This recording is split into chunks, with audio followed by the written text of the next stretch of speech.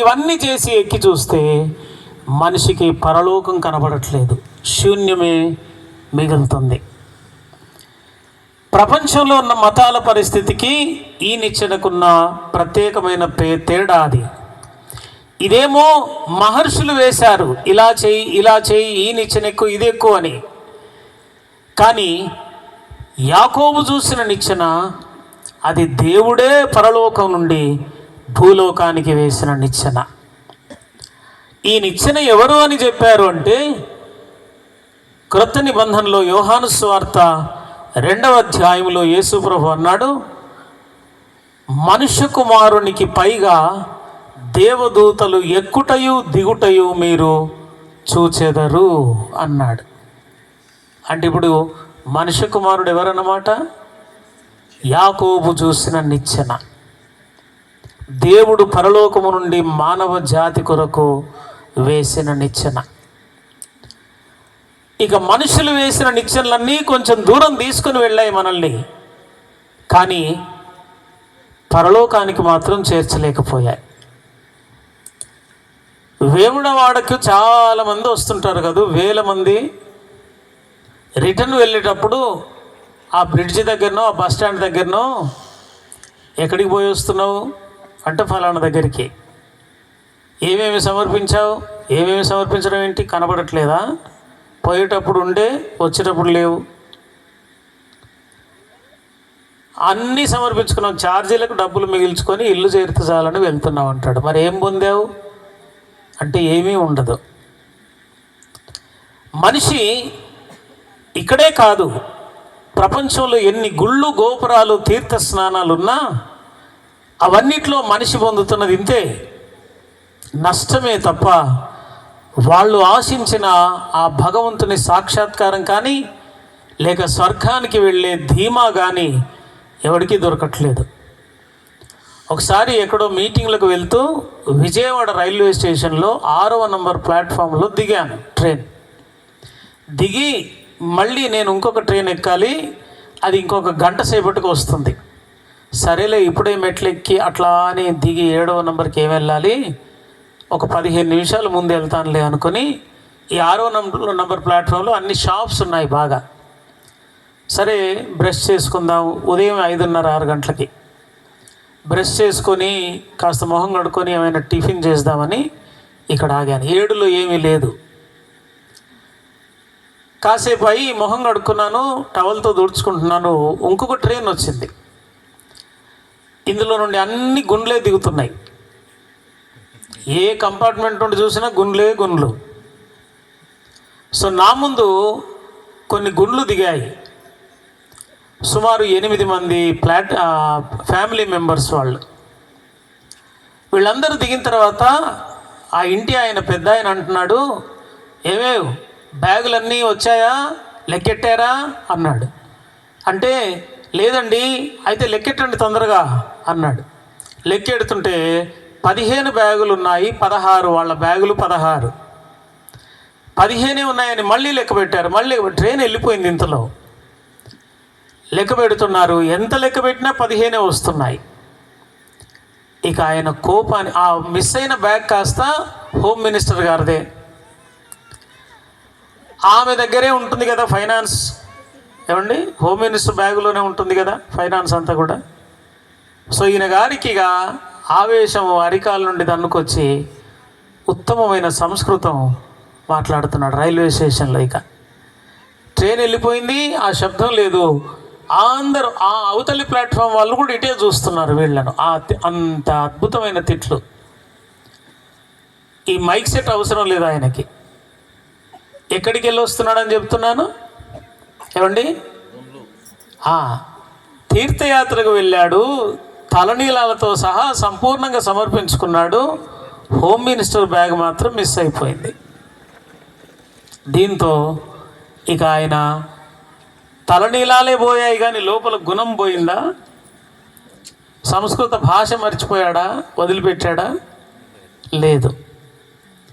అంటే వ్యక్తి దేని కొరకు ఆశించి వెళ్తున్నాడో అది జరగట్లేదు అని చరిత్ర అంతట్లోనూ సాక్ష్యం ఇస్తుంది.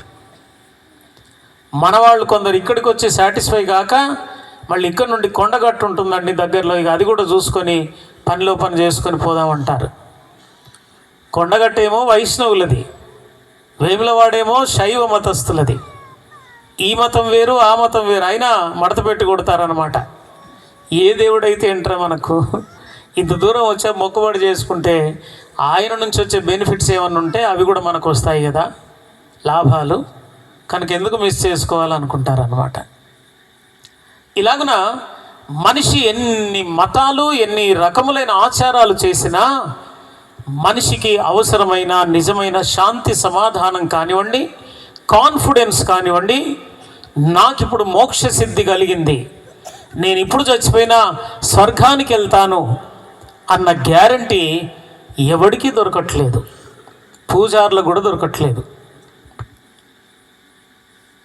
జమ్మికుంట దగ్గర బిలీవర్ చర్చి సత్యరాజు కాకుండా కొంచెం యువతలకి పీటర్ అక్కడ ఒక ఊర్లో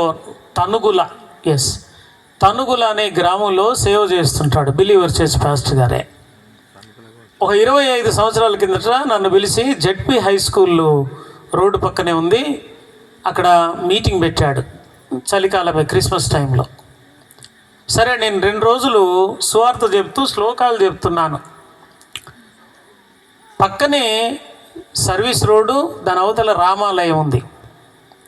రామాలయంలో ఉన్న పూజారి విన్నాడు. మొదటి రోజు నేను శ్లోకాలు చెప్తుంటే విన్నాడు. 2వ రోజు ఇంకా స్టేజ్ ఎక్కలేదు, అలాగ పక్కకు కూర్చున్నాను, పాటలు పాడుతున్నారు. ఇంకా ఆ స్కూల్ గేట్లో నుండి ఆయనకు షర్ట్ లేదు, కింద ఆరెంజ్ కలర్ గోచి ఉంది, జందె ఉంది, అంతే. తల మీద వెంట్రుకలు కూడా లేవు, వెనక పిలక మాత్రం ఉంది. అక్కడ నుంచి వస్తుంటే నేను చూసి ఆయన ఏమన్నా అల్లరి చేయడానికి వస్తున్నాడా, డిస్టర్బ్ చేయడానికి వస్తున్నాడా మీటింగు, కాస్త వెళ్ళి చూసి ఆయనకి ఏదన్నా ఆటంకంగా నేను చెప్తే మీటింగ్ అయిన తర్వాత నేను అతనితో మాట్లాడతాను, మీరు ఆయన కాస్త పంపించరండి అని పంపాను. మనవాళ్ళు వెళ్ళి మాట్లాడి మంచిగా గౌరవంగా పట్టుకొస్తుంటారు నా వైపే. ఒరే ఇదేంటి, ఆయన పంపించేయండి, డిస్టర్బ్ చేస్తే అందరి మైండ్ అంతా డిస్టర్బ్ అయిపోద్ది, మీటింగ్ ఖర్చు అంతా వేస్ట్ అవుద్ది అంటే పట్టుకొస్తున్నారంటే కోపం వస్తుంది నాకు. పంపించేంటి అంటే గౌరవంగా పట్టుకొస్తున్నారు, ఆయన చుట్టూ ఇటు గన్మెన్స్ లాగా ఉండి. దగ్గరికి వచ్చిన తర్వాత ఈయనేనండి స్వామి గారు అన్నారు నన్ను. అనగానే ఆయన వంగి దండం పెట్టాడు. ఓహో, ఇదేదో కొంచెం పీస్ఫుల్గా ఉన్నట్టుంది పరిస్థితి అని నేను లేచి కుర్చీలో నుండి లేచి నేను వంగి దండం పెట్టాను. రండి కూర్చోండి అన్న. కాస్త కుర్చీని నాకు దూరంగా జరుపుకొని కూర్చున్నాడు. అంటరానివాడు కదా, అంటొద్దు కదా మరి. సరే, ఏమిటండి, రామాంజనేయ శాస్త్రి నా పేరు, 40 సంవత్సరాలుగా ఈ దేవాలయంలో పూజారిగా చేస్తున్నాను, నాకు భార్య పిల్లలు ఎవరు లేరు, ఒంటరి వాడినే అని అదంతా ఇంట్రడక్షన్ ఇచ్చుకున్నాడు. సరే ఉంటారా మరి, సందేశం ఎవరికంటే మీ సందేశం విందామని వచ్చాను అన్నాడు. 2వ దినమున మరణము గురించి చెప్తున్నాను. మరణం గురించి చెప్తూ ఇక ఆయన ఉన్నాడు కదా అని కొన్ని శ్లోకాలు కూడా ఇస్తున్నాను. మొత్తానికి ఆయన 1.5 గంటల సేపు చలిలో షర్ట్ లేదు, టెంట్ కూడా లేదు, ఇక్కడ స్టేజ్ మీదనే టెంట్ వేశారు, పక్కకు లేదు. అయినా షర్ట్ లేకుండానే 1.5 గంటల సేపు కదలకుండా కూర్చొని విన్నాడు జాగ్రత్తగా. విన్న తర్వాత నేను స్టేజ్ దిగొచ్చి, ఏమండి మరి చాలా చక్కగా చెప్పారు సందేశం అన్నాడు. కృతజ్ఞతలు అండి అన్నాను. థ్యాంక్స్ అని ఇంగ్లీష్లో అంటే మళ్ళీ ప్రాబ్లం, ఇంగ్లీష్ వాడి మతం అంటారు మళ్ళీ. అన్న తర్వాత మీకేమన్నా అబ్జెక్షన్స్ ఉన్నాయా, ఆటంకాలు ఉన్నాయా అని అన్నాను. అబ్బే లేదండి అన్నారు. నేను కొన్ని శ్లోకాలు చెప్పాను కదండి, వాటిలో మీకు ఏమైనా ఆటంకం ఉందంటే లేదు, చాలా చక్కగా వివరించారు మీరు, మాకంటే బాగా మీరే వివరించారు అన్నాడు. Oh, Boost is the secret of my energy.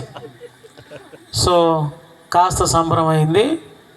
కాస్త దేవయ్య పాస్టర్ గారి లాగా కొంచెం మధ్యప్రదేశ్ ఉత్తరప్రదేశ్ అంతా విస్తరించింది. సరే, మరి మీరు ఏమంటారు అన్నాను. ఏమనడం ఏంటండి? మీరు చెప్తున్నట్టుగా యేసుప్రభు దైవావతార సంభూతుడే అన్నాడు. దైవావతారమే కానీ మనుషుల పాపముల కొరకు అవతరించిన వాడు ఈయన తప్ప వేరెవరు లేరని చెప్తున్నాను కదా నేను. మనిషి మరణం నుండి తప్పించేవాడు ఈయనే అని చెప్తున్నాను కదా. దానికి మీరేమంటారు అంటే, అవునంటానండి తప్పకుండా. మరి ఆయన నమ్మాలంటే బాప్తిజం పొందాలని చెప్తున్నాను కదండి. మరి మీరు పునర్జన్మ కొరకు స్నానం చేయాలి, మీరు అంగీకరిస్తారంటే, అబ్బే అది వీలు కాదండి అన్నాడు. ఎందుకని వీలు కాదు? మరి అది లేకుండా చనిపోతే నరకం వెళ్తారని చెప్తున్నాను కదండి అంటే, ఏముందండి, నేను 40 సంవత్సరాలు ఈ దేవాలయంలో పూజారిగా చేస్తున్నాను, ఇంకా మహా అంటే ఒక 10 సంవత్సరాలు చేస్తానేమో. ఇప్పుడు నేను కనుక మీరు చెప్తున్న పునర్జన్మ స్నానం చేస్తే, ఈ మతం మార్చుకుంటే నన్ను రామాలయంలో ఉండనివ్వరండి అన్నాడు. అయ్యో, పని కొరకు పోషణ కొరకు భయపడుతున్నారా? నేను మీరు బ్రతికున్నంత కాలం మాకు నాన్నగారు లేరు, మా ఇంట్లో వచ్చి పెట్టుకుంటారండి. అబ్బే, మీ ఇంట్లో మేము ఉండమండి అన్నాడు. ఓహో, ఈయనకి ఏదో క్యాస్ట్ ఫీలింగ్ వస్తున్నట్టుంది అని భావించి, ఎందుకని ఉండరు అంటే, మీరంతా మాంసాహారం భుజిస్తారు కదా, మాకు పడదండి ఆ వాసన అన్నాడు. అప్పుడు నేను అన్నాను, మీ కొరకు మీరు వచ్చి, మాకు చివర ఇంకొక రూమ్ సెపరేట్గా ఉంది, దానికి అటాచ్డ్ బాత్రూమ్ ఉంది, మీరు ఉండగలిగితే మీ కొరకు మేము మాంసాహారమే మానేస్తామండి, ఇంట్లో అసలు ఇది చీవెను రొయ్యలు కూడా వండం అన్నాను. అబ్బాయి, ఎలాగైనా మీరు కడిగిన నీళ్ళ దగ్గర మేము కడగలేము, మీరు తిన్న పాత్రల దగ్గర మేము పాత్రలు కడగలేము అంటూ ఆయన, లేదండి అటాచ్డ్ బాత్రూమ్ ఉంది, మీరు ఒక్కరే వాడుకోవచ్చు దాన్ని అని కూడా చెప్పాను. అబ్బాయి, వీలు కాదండి మీతో ఉండడం. ఆయనకు దేవుడి కంటే ఎక్కువ ఏది ప్రాబ్లం అవుతుంది ఆయనకి? ఏమండి, తక్కువ కులం వాళ్ళతో కలిసి ఉండడం అనేది చాలా ఇబ్బంది అవుతుంది ఆయనకి. ఒక 5 సంవత్సరాలకు చనిపోయాడు ఆయన. ఆ తనుగుల పాస్టర్ గారు ఎక్కడో మన ఏదో చిన్న మీటింగ్లో కలిస్తే, ఆయన ఎట్లున్నాడు పూజారి గారు రామాంజనేయ శాస్త్రి గారు అంటే, అయ్యో చనిపోయాడు అన్నా అన్నాడు. మరి ఏమన్నాడంటే, ఏమి లేదన్నా, వస్తున్నప్పుడు వెళ్తున్నప్పుడు నమస్కారం పెడితే నమస్కారం పెడతాడంతే, ఇక మీరు చెప్పిందే లాస్ట్ సువార్త అన్న ఆయనకి, అప్పుడే ఆయన అంగీకరిస్తే బాగుండేది కానీ అంగీకరించలేదు. అంటే మనిషి మనస్సులో దేవుడి కంటే మనిషి ఏర్పాటు చేసుకున్న కట్టుబాట్లే వాడిని బంధించి నడిపిస్తున్నాయి. ఇలాగున భారతదేశం ముఖ్యంగా ఈ మతం కట్టుబాట్లలో ఉండి, దేవుడు నిజమైన దేవుడే కావచ్చు, నా కొరకు ప్రాణం పెట్టాడు కావచ్చు, అయినా నేను నా కుల కట్టుబాట్లు, మత కట్టుబాట్ల నుండి నేను బయటికి రాలేను. ఇది భారతీయులకున్న ఛాందసవాదం, బుద్ధిహీనమైన మూఢత్వంతో కూడుకున్న భక్తి. ఆచారాల కొరకు దేవుణ్ణైనా వదులుకుంటాడు కానీ ఆచారమును వదులుకోలేడు. ఇలా మనిషి తరతరాలుగా తన పాపములోనే కొట్టుమిట్టాడుతున్నాడు. ఎందుకంటే అసలైన నిచ్చెన ఎక్కట్లేదు. మతం వేసిన నిచ్చెనలు ఎన్నో ఎక్కుతున్నాడు కానీ అసలైన నిచ్చెనను మాత్రం ఎక్కలేకపోతున్నాడు. ఈ విధంగా మనిషి పాపములో ఉండి ఈ పాపము నుండి బయటపడడానికి రకరకాల ప్రయత్నాలు చేస్తున్నాడు. దేవతలు కూడా వాళ్ళ పాపములో నుండి బయటపడడానికి వాళ్ళు ప్రయత్నం చేశారట. టైం లేదు కాబట్టి నేను శ్లోకాలు ఏమి వేయట్లేదు, నేనే పాట పాడతాను. ఇక్కడ ఎవరు పాట పాడొద్దు, చిన్నపిల్లలు కూడా. మీకు పాటలు పాడడానికి 8:30 దాకా టైం ఇచ్చిండ్రు, ఇప్పుడు నేను పాడడానికే ఇచ్చారు నాకు. Okay, right. హైందవ మత గ్రంథాల్లో చతుర్వేదములు మొదట రాశారు ఆర్యులు, ద్రావిడులు కాదు. దక్షిణ భారతదేశంలో ఉన్న వాళ్ళు ఈ గ్రంథాలు రాయలేదు. ఆర్యులు అన్న వాళ్ళు ఇరాన్ నుండి వలస వచ్చి వాళ్ళు మొట్టమొదట రాసిన గ్రంథాలు చతుర్వేదములు. ఆ చతుర్వేదములలోని భాష చాలా కఠినంగా ఉన్నందుచేత క్రీస్తుకు పూర్వము 500 సంవత్సరాల కాలంలో 108 ఉపనిషత్తులు రాశారు. వాటిని వివరిస్తూ సులభతరంగా అర్థం చేస్తూ రాసిన గ్రంథాలు 108 ఉపనిషత్తులు. ఈ 108 ఉపనిషత్తుల్లో ఒక ఉపనిషత్తు పేరు బృహదారణ్యక ఉపనిషత్.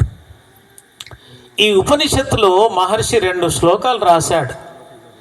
ఏమని రాశాడంటే, మొదటిది పాపోహాం పాపకర్మాణం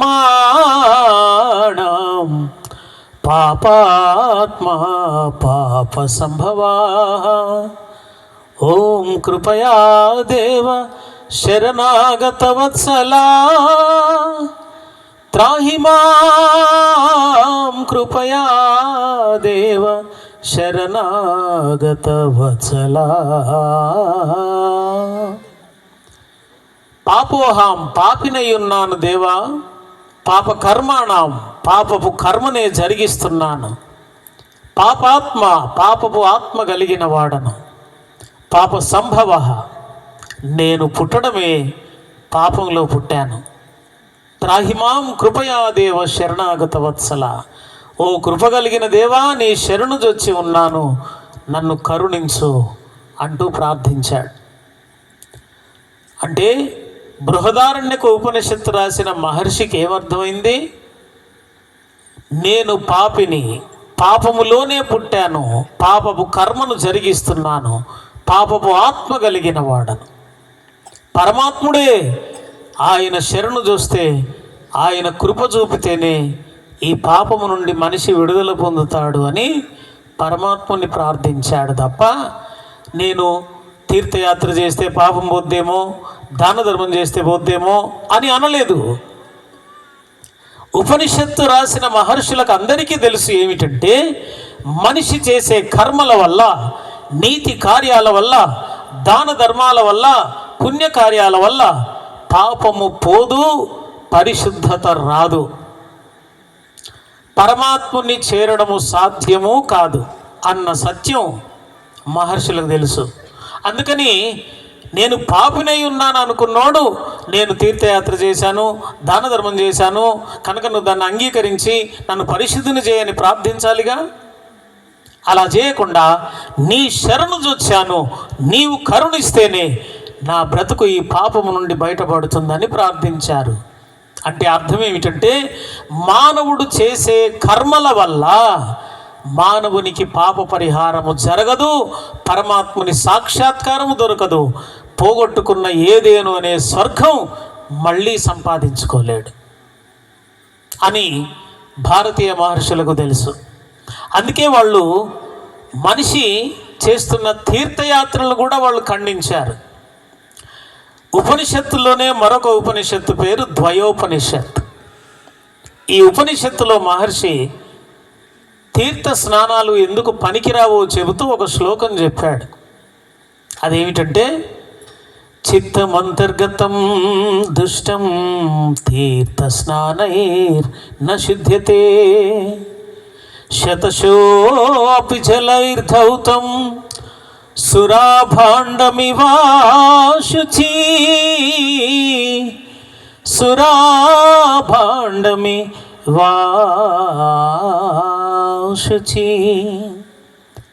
చిత్తం మనస్సు, అంతర్గతం అంతరంగం దుష్టం చెడిపోయి ఉంది, తీర్థ స్నానైర్న తీర్థ స్నానాల వల్ల నశుద్ధ్యతే శుద్ధి కావు. ఎందుకు మహర్షి గారు? ఎందుకంటే శతశోపి జలైర్ధౌతం 100 సార్లు మంచి నీళ్లతో కడిగిన సురాభాండమివాశుచి కళ్ళుకుండ వాసన పోతుందా? పోతుందా? గట్టిగా చెప్పండి.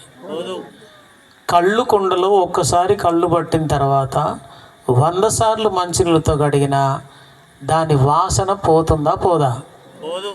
గట్టిగా చెప్పండి. మీకెట్లా తెలుసు?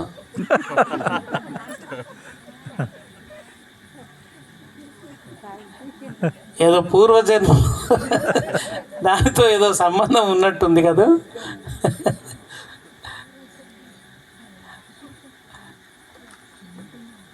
మట్టి కుండలో ఒకసారి కళ్ళు పడితే 100 సార్లు కడిగామండి, అయినా అలా పెట్టుకుంటే కళ్ళు వాసనే వస్తుందండి.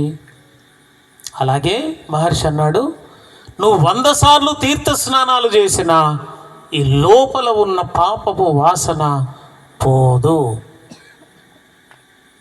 ఇక తీర్థయాత్రలు చేయండి, ఇక చూద్దాం. ఏ పాపం పోవాలని తీర్థ స్నానానికి వెళ్తున్నామో అదే జరగట్లేదు. ఇక ఆ మాత్రం దానికి ఎందుకు ఇంత ఖర్చు పెట్టుకొని, లీవులు పెట్టుకొని, జల్లలు వేసుకొని, ఎందుకు అంటే వ్యర్థమైన ఖర్చు, సెల్ఫ్ సాటిస్ఫాక్షన్ కొరకు జరుగుతున్న ప్రయత్నమే తప్ప మరేమీ కాదు.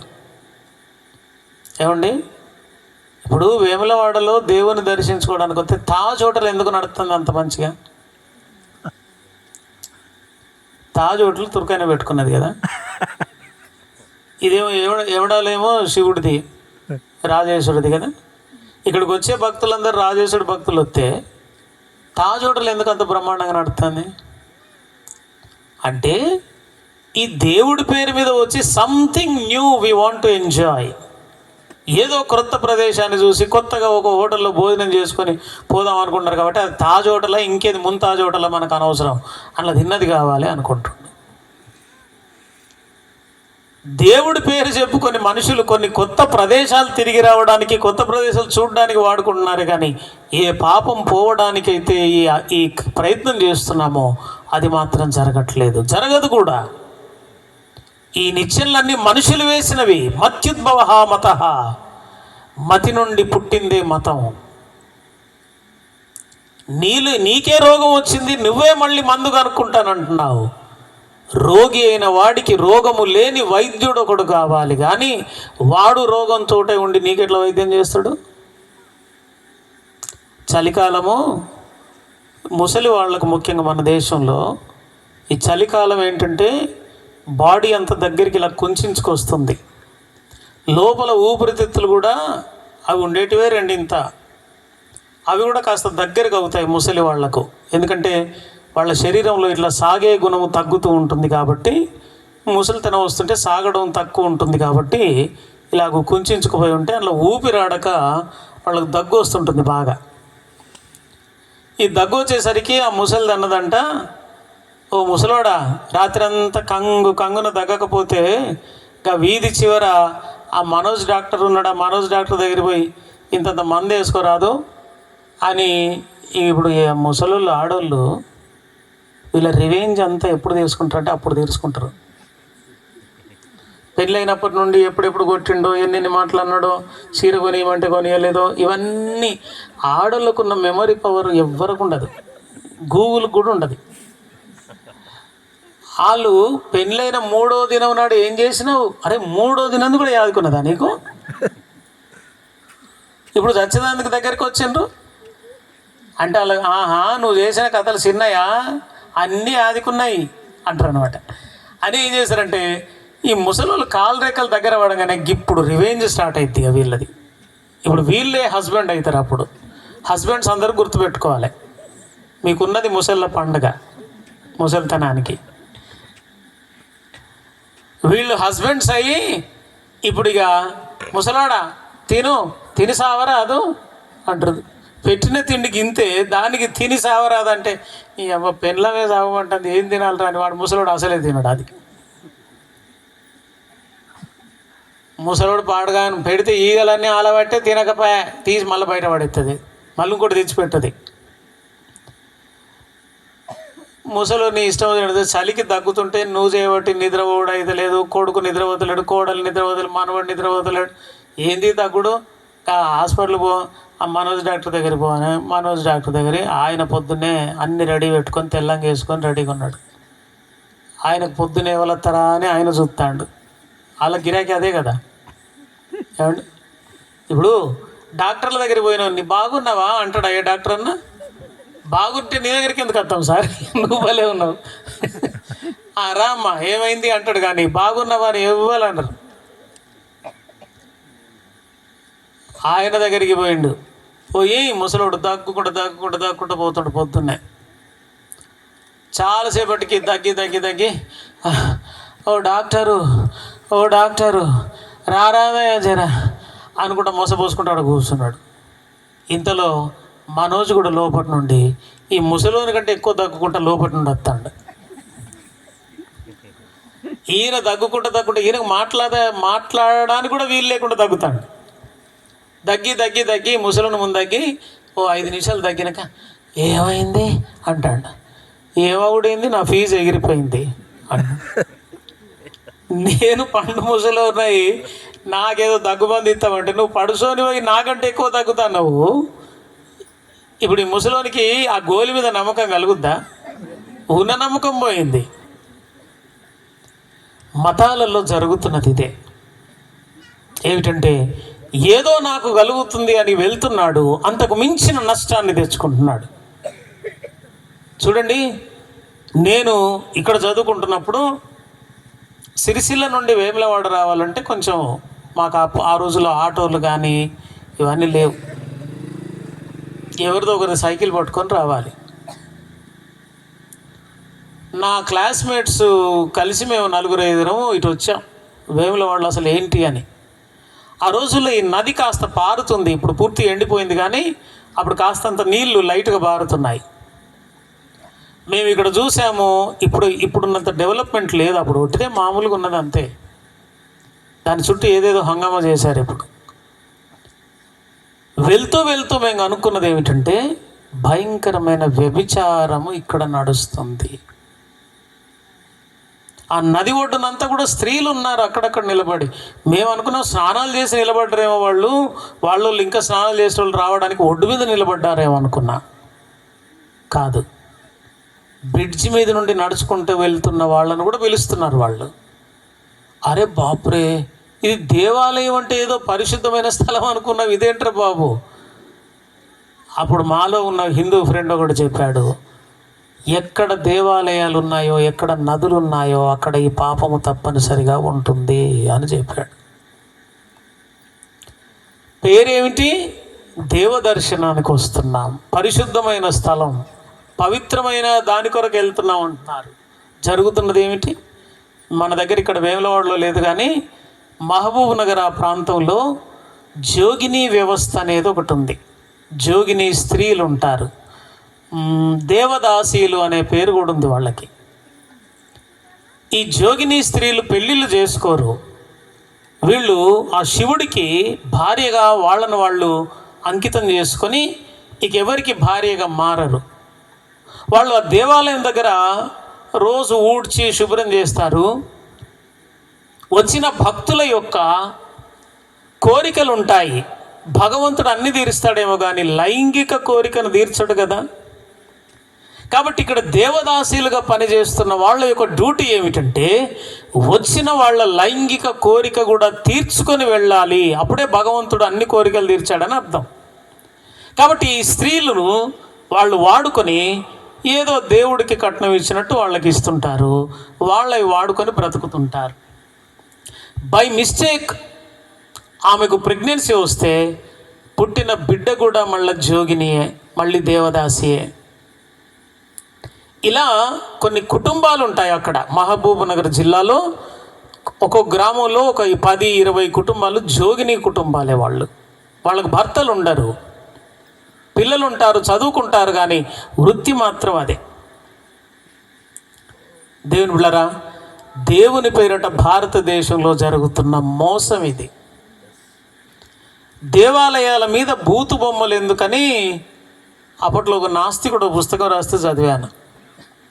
దేవాలయాలపైన బూతు బొమ్మలు ఎందుకున్నాయి? భార్యాభర్తలు సెక్స్ చేసుకుంటున్న బొమ్మలు ఎందుకున్నాయి? అది దేవాలయం కదా. అంటే you can come here and you can have enjoyment of your desires. నీ కోరికలను తీర్చుకొని వెళ్ళొచ్చు అని ఇండైరెక్ట్ గ్రీన్ సిగ్నల్ ఇస్తున్నారన్నమాట వాళ్ళు. దేవుని బిడ్డలారా, ఇది మతం పేరిట సాతానుడు జరిగిస్తున్న మహా గొప్ప ఘోరం. పరిశుద్ధత కొరకు వెళ్ళాము, తీర చూస్తే అపవిత్రమైన దృశ్యాలు చూసాం, అపవిత్రమైన కార్యాలు చేశాం. ఇదే పరిశుద్ధత అనుకొని వెళ్ళిపోయాం. ఇలా మానవుడు ఎన్ని గుళ్ళు గోపురాలు వచ్చినా మానవునికి అవసరమైన పరిశుద్ధత మాత్రం సాధించట్లేదు. మానవుడు దేవుణ్ణి అన్వేషిస్తున్నాడు, దేవుడు కూడా మనుషుణ్ణి అన్వేషిస్తూనే ఉన్నాడు. మానవుని పోగొట్టుకున్నందుకు దేవుడికి తృప్తి లేదు, దేవుణ్ణి పోగొట్టుకున్న మానవుడు తృప్తిగా బ్రతకలేకపోతున్నాడు. అంటే భూమి మీద దేవుడికైనా మనుషునికైనా తృప్తి ఎప్పుడంటే దేవుడు మానవుడు ఏదేను తోటలో కలిసి ఉన్న ఆ సహవాసం తిరిగి రాగలిగిన నాడు నిజమైన ఆనందం అంటే ఏమిటో మనుషునికి నిర్వచనం దొరుకుతుంది. Without that you cannot get the real happiness and joy in your wealth, in your richness, in your education. Whatever you are searching, you will not find it. నీ ధనములో, నీ యొక్క సంపదలో, నీ విద్యలో, నీ అందంలో, వేడిలోనో ప్రయత్నిస్తున్నావు చూసావు, నీవు దాన్ని పొందలేవు. ఒక రాత్రి అంతా వేములవాడలో సెకండ్ షో సినిమా చూసి ఒకడు ఈ చంద్రగిరికి వస్తున్నాడు. అర్ధరాత్రి 12 అయింది, నడుచుకుంటూ వస్తున్నాడు. వస్తూ ఉంటే ఒకచోట ఒక స్ట్రీట్ లైట్ క్రింద ఉన్నటువంటి వంగి ఆ డస్ట్లో ఏదో వెతుకుతున్నాడు వాడు. ఇంతలో ఈ మనోజ్ బాబు కూడా ఈ చంద్రగిరికి వద్దాం అనుకున్నాడో, చంద్రగిరి నుంచి అటే పోతుండో వేములవాడకు తెలియదు, ఏమో ఆల్నెట్ పేరు పెట్టిపోతుండో ఏమో, వెళ్తుంటే అక్కడ వంగి అంత రాత్రిపూట ఒక్కడే ఇట్లా మట్టిలో ఇట్లా వెతుకుతూ ఉంటే చూసి, అరే ఎవరు పాపం ఇంత రాత్రి ఇంత కష్టపడుతుండని బండి పక్క కాపి, బాబు ఏం పోయింది అన్నాడు. పెండిలో మా అత్తగారు పెట్టిన ఉంగరం పోయింది అన్నాడు వాడు. బంగారుదేనయ్యా, అందుకే కదా ఎంతసేపటి నుంచి అరగంట అన్నాడు. అయ్యో బంగారు ఉంగరం, తెల్లారే చెతుకోరాదు? తెల్లారి కాదు, అసలు ఇప్పుడు నా భార్య ఇంట్లోకి రానిస్తుందేమో కానీ మా అత్త లోపలికి రాగానే ఫస్ట్ ఏలుకున్నదా లేదా చూస్తేనే లోపలికి రానిస్తుంది, లేకపోతే రానియేది అన్నాడు. ఓహో అంత పవర్ఫుల్లా మీ అత్త అని అనుకొని మనోజ్ కూడా, మరి నేనేమైనా సహాయం చేయాలా అన్నాడు. చేయి బాంచని చెయ్య. ఈయన కూడా మట్టిలో అటు ఇటు వెతికాడు, వెతికి నడుమంతా నొప్పి లేస్తుంది, ఎంత వెతికినా దొరకట్లేదు. మనోజ్కు తిక్కరే అన్నాడు, ఇగో బాబు ఎక్కడ పడిపోయింది సరిగా చెప్పు అన్నాడు. వాడన్నాడు అక్కడ అన్నాడు.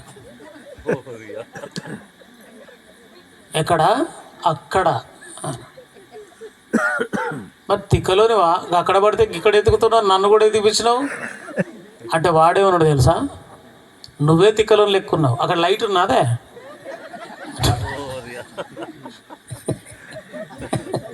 అక్కడ లైట్ లేకపోతే ఎట్లా దొరుకుతుంది? లైట్ ఉంటే దొరుకుతుంది కాబట్టి లైట్ కాడ ఎత్తుకుతాన్నా. అర్థమైందా? పోగొట్టుకున్నది ఒక చోట, వెతుకుచున్నది మరొక చోట. మనిషి కూడా ఇదే పరిస్థితిలో ఉన్నాడు. దేవుణ్ణి పోగొట్టుకున్నది అపరిశుద్ధత, పాపముతో పోగొట్టుకున్నాడు. వెతుకులాట, నీతి కార్యాలు, దాన ధర్మాలు, పుణ్యకార్యాలు, తీర్థ స్నానాలు, నోములు, వ్రతాలు ఏవేవో చేస్తూ తిరుగుతున్నాడు. కైసా మిల్తా భాయ్, కైసా మిలేగా? ఇప్పుడు మనోజు ఆయన కలిసి ఎంత వెతికినా దొరుకుద్దా? మొత్తం జల్లెడ తీసుకొచ్చి పెట్టినా దొరకదు. ఇక్కడ పోయింది వేరే కాడ బాబు. ఎక్కడ దేవుణ్ణి పోగొట్టుకున్నామో అక్కడ కనుక్కోలేక సాతానుడు మానవునికి, ఒరేయ్ కొండగట్టుకు వెళ్ళు, వేముడాలకు వెళ్ళు, ఇవి రెంటి ద్వారా కాకపోతే ఒకసారి తిరుపతికి వెళ్ళు, అక్కడ కూడా కాలేదా కాశీకో ట్రిప్ అయ్యిరా, కాశీ దగ్గర పోయి ఆ గంగలో చచ్చిపోయిన శవాలన్నీ ఉంటాయి, వాటిని చూసిరారా, అఘోరాలు ఉంటారు మనుషుల శవాలను తినేవాళ్ళు, వాళ్ళని చూసిరారా. వీళ్ళని చూసి రావడానికా నేను ఇవన్నీ తిరుగుతుంది? నేను పోగొట్టుకున్న పరమాత్మని మళ్ళీ తెలుసుకోవడం కొరకు నేను తిప్పలు పడుతున్నాను. మనిషి యొక్క కాన్సెప్ట్ను, ఐడియాలజీని డైవర్ట్ చేయడానికే ఈ దేవాలయాలు, ఈ తీర్థయాత్రలు, ఈ కుంభమేళాలు ఇవన్నీ కూడా మనిషి దేని గురించి అయితే అన్వేషిస్తున్నాడో దాని నుంచి మనిషిని తప్పుదారి పట్టిస్తున్నాయి. ఇవన్నిటి వెనకాల నేను అడుగుతున్నాను భారతదేశాన్ని, పరమాత్ముడు దొరికే కుంభమేళా కానీ, తీర్థ స్నానం కానీ, గంగా స్నానం కానీ ఎక్కడైనా ఉందా?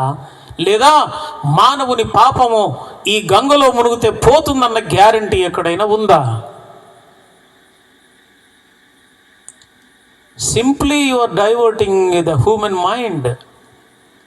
మనిషి యొక్క మనస్సును వీటి పేరు మీద డైవర్ట్ చేసి తీసుకెళ్తున్నారు. ఏమండి, పిల్లవాడు బాగా ఏడుస్తున్నాడు అనుకోండి, ఏం చేస్తాం?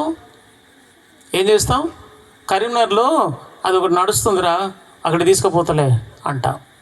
పిల్లవాడి ఏడుపును మాన్పించడానికి మనం ఓ చక్రం మీద కూర్చోబెట్టి తిప్పుతాము, ఏమంటే ఓ బెలూన్ కొనిస్తాం వానికి, దానికి లైట్లు వెలుగుతుంటాయి వానికి అంటే ఏడుపు అంతా మాన్పించడానికి. కానీ ఏడుపు కారణం ఏమిటో దాని జవాబును పొందగలిగాడు ఆ పిల్లవాడు అంటే లేదు.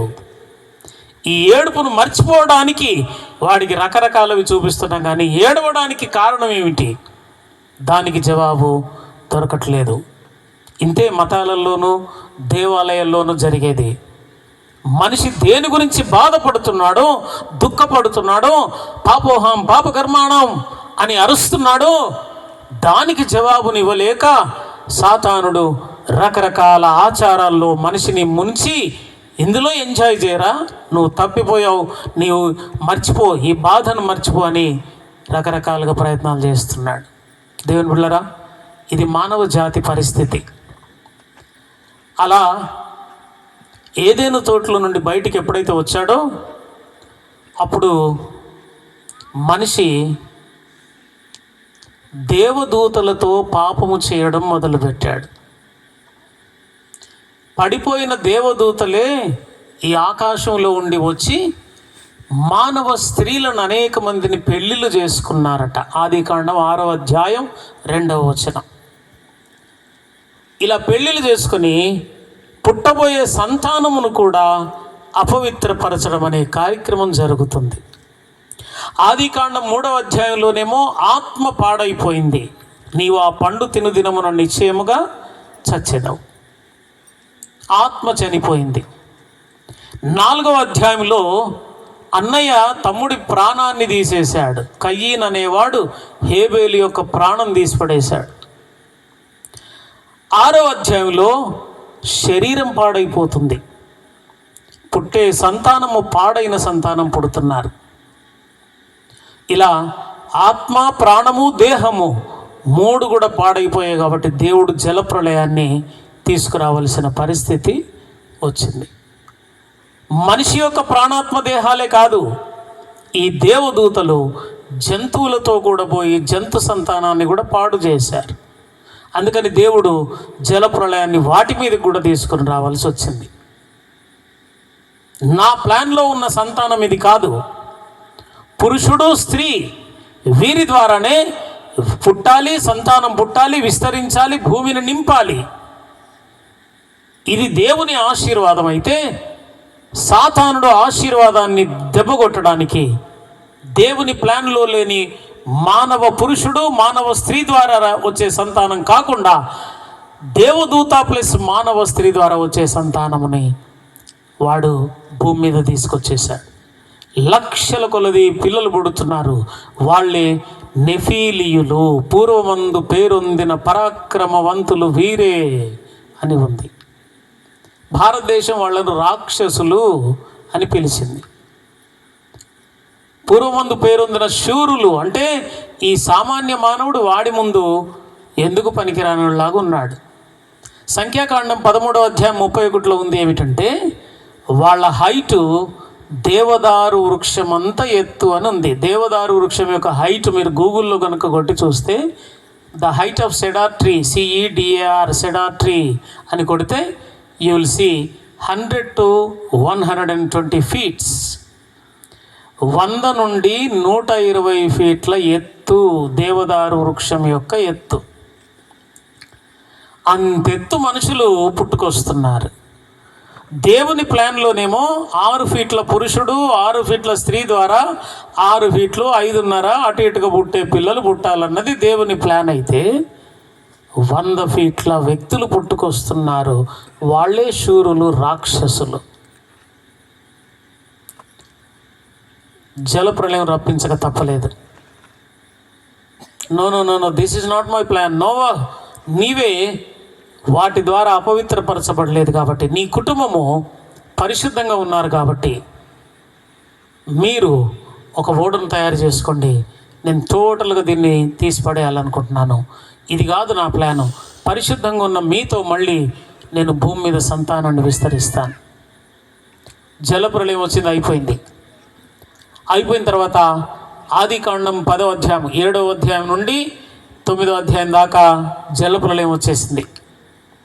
10వ అధ్యాయంలో నోవహు ఓడ అరారతు కొండ మీద ఆగింది. అక్కడి నుంచి వాళ్ళు కిందికి వచ్చేసారు, ఓడలో నుండి బయటకు వచ్చేసారు. చెట్లు అవన్నీ మొలుస్తున్నాయి.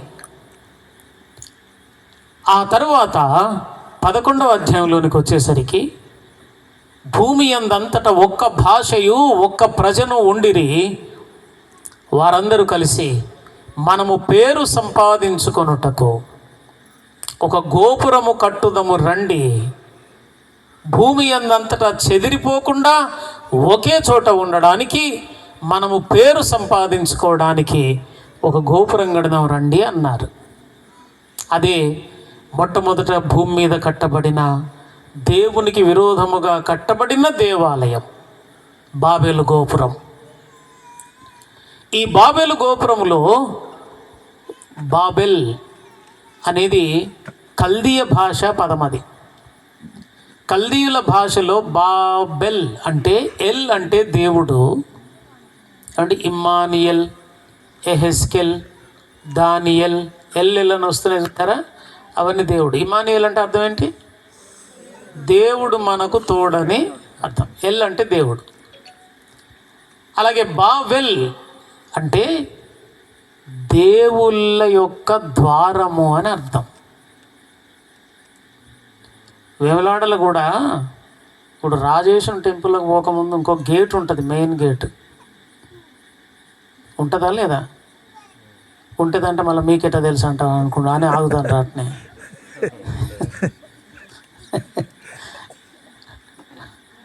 ఇప్పుడు వారు చెప్పారు 40 సంవత్సరాల కింద నమ్ముకున్నాను. 40కి ముందు అయితే పోయినట్టే కదా, ఏమండి? రైట్. ప్రతి దేవాలయానికి మీరు చూస్తే ఒక కమాన్ అంటారు, ఏమండి? నాంపల్లి దగ్గర ఇప్పుడు ఈ వేములవాడ దేవాలయానికి రావాలంటే నాంపల్లి కాడ ఏం పెట్టారు రోడ్డు పక్కకు, ఏమండి? ఒక కమాన్ కట్టారు కదా, అది మెయిన్ ముఖద్వారం అంటాం అన్నమాట. ముఖద్వారం ఉంటుంది ప్రతి దేవాలయానికి. ఈ బాబెలు గోపురం కూడా దేవుళ్ళు రావడానికి ముఖద్వారం. అది ఏ దేవుళ్ళు? ఆకాశ మండలంలో పడిపోయిన దురాత్మలు ఉన్నారే, వాళ్ళందరూ భూమి మీదకి రావడానికి వాడు కట్టిన దేవాలయం. అది నిమ్రోదు అను వాడు కట్టిన దేవాలయం. వాడు నెఫీలియుడే, సైతానికే పుట్టిండు వాడు, డైరెక్ట్ లూసిఫర్కే పుట్టిండు వాడు. 70 అడుగులు 80 అడుగులోడు. అలాగూ మొట్టమొదట దేవుని పేరున కట్టబడినది ఆలయము బాబేలు గోపురం. అందుకే మీరు దేవాలయాలన్నీ చూస్తే దేవాలయము గోపురం ఉంటుంది, వాళ్ళ గేటు ముఖద్వారం కూడా ఒక గోపురమే ఉంటుంది. మీరు గమనించారో లేదో? అన్ని చోట్ల, ఈవెన్ ఇస్లాం మసీద్ కూడా ఒక పైన డోమ్ కడతారన్నమాట. యా. సో ఆ విధంగా దేవుని పేరిట దేవుడు ఉంటాడని మనుషులను ఒప్పించడానికి కట్టించినవి దేవాలయాలు. ఇలాగున దేవుడు అయితే ఎప్పుడో వదిలిపెట్టేశాడు మనుషుల్ని. సుమారు 1000 సంవత్సరాల చరిత్రలో మళ్ళీ దేవుని పేరిట ఆలయాలు కట్టడం మొదలైంది. ఇప్పుడు దేవుడు మరి ఈ ఆలయాలలో ఉంటాడా ఉండడా అన్నది ప్రశ్న. ఏమండి? దేవాలయాల్లో ఉంటాడా ఉండడా? ఉండడు అంటే మీకెట్లా తెలుసు అంట అని మళ్ళీ ఏం చెప్తలేరా? మీరేనా పోయి చూసి వచ్చిండ్రా లోపలికి పోయి? మరి ఏం చేశారంటే, దేవుడు ఇక్కడ ఉన్నాడో లేదో అని భక్తుడు అనుకోకుండా దేవుని పేరిట విగ్రహములు రూపొందించడం మొదలుపెట్టారు. ఇదిగో దేవుడు ఇక్కడ ఉన్నాడు. దేవుని దర్శనం అయిందా? ఆ దర్శనం అయింది. అంటారు. దర్శనం అంటే ఏంది? ఆ రాయిని చూస్తే దర్శనం అయినట్టు, అంతే. ఇంతమందిలో కొట్లాడుకుంటూ పోయి అక్కడికి పోయి ఇట్లా అంటే ఆ ముఖం నల్లమొహం కనబడంగానే చూసిన దేవుని దర్శనం అయింది అంట. ఏం కనబడ్డది మీ కాడ? లోపల చీకట్ల నల్లముఖం రాయి ఉన్నది. దాన్ని చూసి అమ్మ దర్శనమైంది అని అంటారు. దేవుని బిడ్డలారా, ఆదాముకు దేవుడు ఒకనాడు వారిద్దరి మధ్యలో ఉండి నడిచిన అనుభవం అయిందా నీకు? దూరం నుండి కొట్లాడుకుంటూ చూసి ఆ బండను చూసి దర్శనమైంది అంటున్నావు. ఆనాడు దేవుడు మనుషునితో ఉన్నది అలాగేనా? కాదు. ఈ విధంగా మానవ చరిత్రలో దేవుని పేరిట విగ్రహాలు, దేవుని పేరిట ఆలయాలు విస్తరించాయి ప్రపంచమంతటా కూడా. కానీ నిజమైన దేవునికంటూ మళ్ళీ ఉండడానికి స్థలం లేదు. ఇశ్రాయేలు ప్రజలను దేవుడు విడిపిస్తూ మార్గమధ్యంలో అన్నాడు, నేను వారిలో నివసించున్నట్లు వారు నాకు పరిశుద్ధ స్థలం నిర్మించాలి అన్నాడు. నిర్గమకాండం 12వ అధ్యాయం 25వ అధ్యాయం 8వ వచనం 9వ వచనం. నేను నివసించాలనుకుంటున్నాను మనుషులతో, నాకు ఒక పరిశుద్ధమైన స్థలమును నిర్మించాలి. నిజమే అనుకుని మోషే ఒక ప్రత్యక్ష గుడారమును కట్టాడు.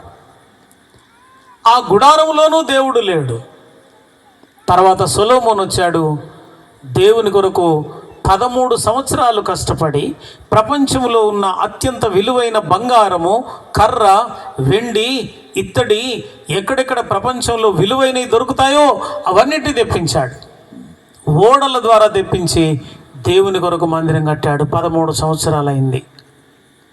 తీరా ఆ మందిరంలో దేవుణ్ణి ఉంచుదాం అనుకుని ఆ మందిరాన్ని ప్రతిష్ట చేస్తున్నాడు. రిబ్బన్ కటింగ్ పెట్టుకొని ప్రార్థన చేస్తూ అన్నాడు, నిశ్చయముగా దేవుడు ఈ లోకమందు నివాసము చేయడు, ఆకాశ మహాకాశములు నిన్ను పట్టజాలవు, నేను కట్టించిన ఈ మందిరము ఎలాగు పట్టును అన్నాడు. 13 సంవత్సరాలు కష్టపడ్డాడు. ఎంతమంది లేబరో తెలుసా? ఆ టెంపుల్కు 1,50,000 మంది లేబర్ డైలీ, 3,000 మంది సూపర్వైజర్లు వాళ్ళ మీద, మొత్తం 1,53,000 మంది పని వాళ్ళతో 13 సంవత్సరాలు పట్టింది ఆ దేవాలయం కట్టడానికి.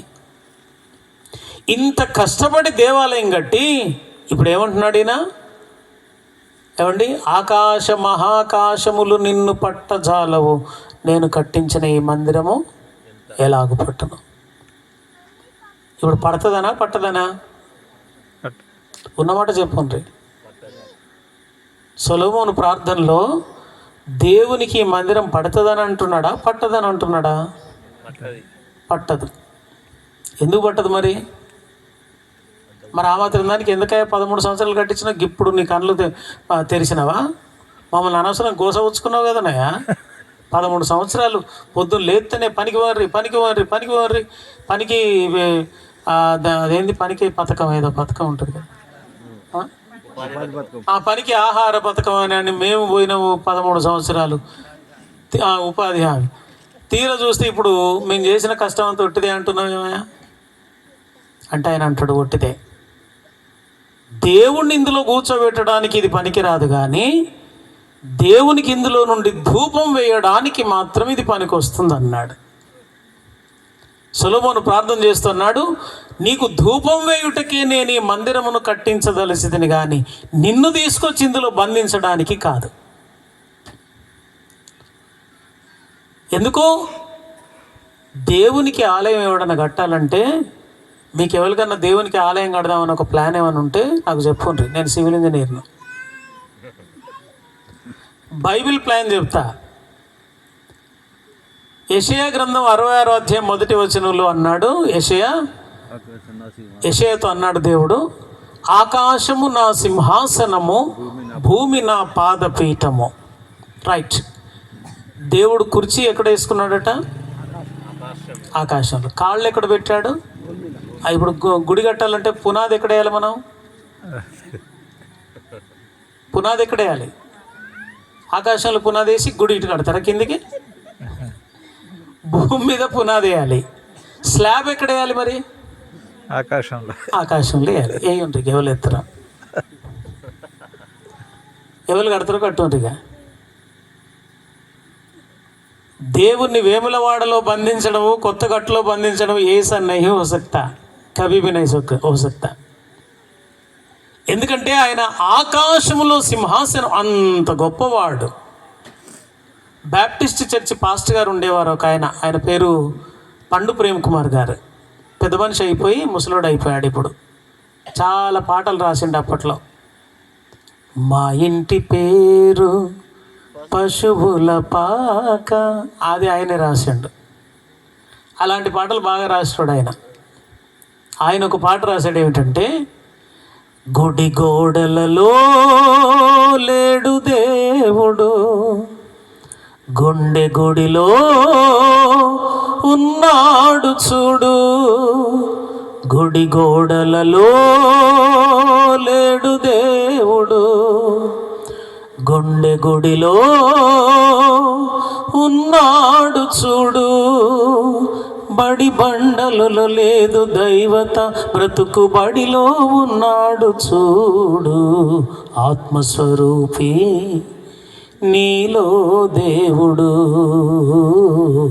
ఆత్మతో సత్యముతో ఆరాధించు. గుడి గోడలలో లేడు దేవుడు. ఎక్కడ లేడట దేవుడు? ఎక్కడ లేడట?